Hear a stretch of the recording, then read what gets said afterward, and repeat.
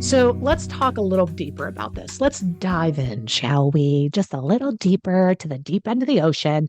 And I made some notes because that's how I roll. I don't want to leave anything out for you. When I get these good ideas, I say, boy, I better write them down because I don't want to miss anything for you. All right.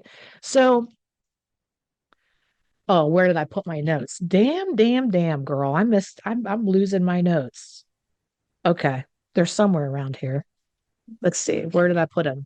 How annoying for you to have to sit and wait. All right. I put them in my phone. Nope. Here they are. Let's see. All right. So, first of all, I've already talked to you about why we do this. All right. So, instead of talking about how to stop settling, okay, I'm gonna give you the 7-step process to like stop doing what you're doing, which is really just one step. Stop doing what you're doing. You don't need anything else. Okay. It's like that old video of the Bob Newhart show when he was like being a therapist and he was like, okay, I'm gonna charge you, you know, $200 for the first, $5 for the first minute and $200 every minute after that, or whatever, to solve your problem. And the client comes in, she's like, okay, so, I just feel so anxious. Every time I go somewhere, I just feel so like, and he looked at her and he goes, stop it. And she just looks kind of crazy. And she's like looking at him like he's nuts. And then she goes, well, no, I mean, I just like when I'm in an elevator and I'm really claustrophobic, all of a sudden I start thinking that I'm going to die in there and I'm never going to get out. And he looks at her and he goes, stop it. And it keeps going on. He's like, hey, we're in about a minute. You're going to start spit. This is it. There was the whole advice was stop it. Okay. And that is true for so many of us. But like I said earlier, we don't know when we're settling. So I'm going to give you some tips to know when you're settling. 5 different times in your life that you can look at this partner that you're with. And we're going to talk about this in the context of relationships today, but it could be absolutely any scenario. Any scenario you can apply these 5 things to. So, what I always encourage you to do, and I know that you already do this, those of you that listen regularly and visit with me regularly in these videos, is let's get yourself a journal, please. For the love of God, get yourself a journal and start to keep track if you're doing these exercises with me or you're taking notes on these things so that you can start to see your progress. You can't come to these videos to be a spectator. "Oh, I just want to watch what she says and I want to listen to her." You've got to come here as an active participant in your own healing, which means come to these videos with a pen and paper, with some journaling, a good pen. I'll tell you what I use that saved my life is Good Notes. I use it on my iPad. And when you have Good Notes, look at this sparkly bastard. I overpaid for this and the stones are falling off. So if you know somebody that's a good blinger, please let me know. Please don't tag a million people in my things. Okay. Um, anyway, Good Notes. You can take notes and search them. It's amazing. A little tip for you there. Uh, but do this. Let's talk about the first one.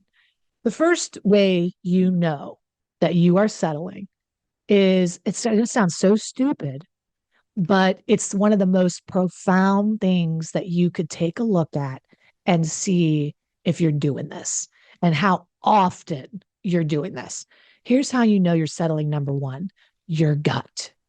Your gut. You walk into a situation, and I know you are an empath. You feel energy. You're a highly sensitive person. You read a room, honey. Okay. You know what's going on. So your gut is telling you whether that's they're using, this isn't right, this person is mistreating me, this person is lying to me, this person is gaslighting me, whatever feeling you get in your gut. And that's real. So one of the first things you need to know is that's real. That gut feeling you have is real. But you might say, well, Heidi, I know it's real, but you don't know it's real because what happens is you don't listen to it.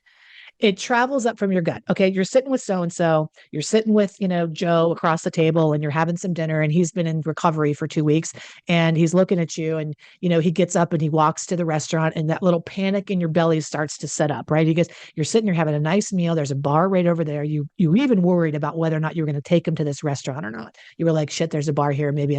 But you're like, you know what? It's his recovery. I've got to let it go. So you sit down at the restaurant. He walks over, he passes the bar on the way to the restroom, and panic sets in. That gut feeling comes into your stomach, but you're like, you know what? I've got to trust him. It's okay. It's fine. 10 minutes later, he comes back to the table and you smell something.